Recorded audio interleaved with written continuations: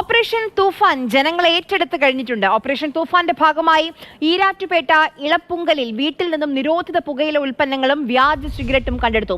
സംഭവത്തിൽ ഈരാറ്റുപേട്ട പീടികത്താഴത്ത് മുഹമ്മദ് റസാഖ് പിടിയിലായിട്ടുണ്ട്.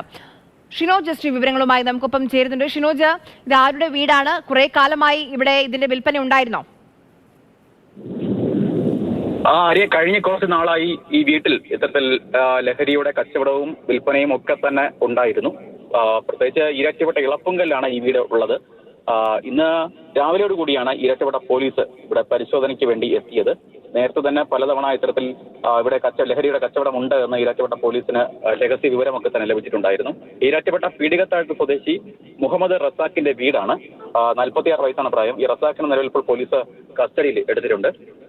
ഈരാറ്റുപേട്ട പോലീസിന് ലഭിച്ച രഹസ്യ വിവരത്തിന്റെ അടിസ്ഥാനത്തിലായിരുന്നു ഈ റെയ്ഡ് നടത്തിയത്. റെയ്ഡിൽ 10,000 പാക്കറ്റിലധികം വരുന്ന നിരോധിത പുകയില ഉൽപ്പന്നങ്ങളും വ്യാജ സിഗരറ്റും പോലീസ് കണ്ടെടുത്തിട്ടുണ്ട്.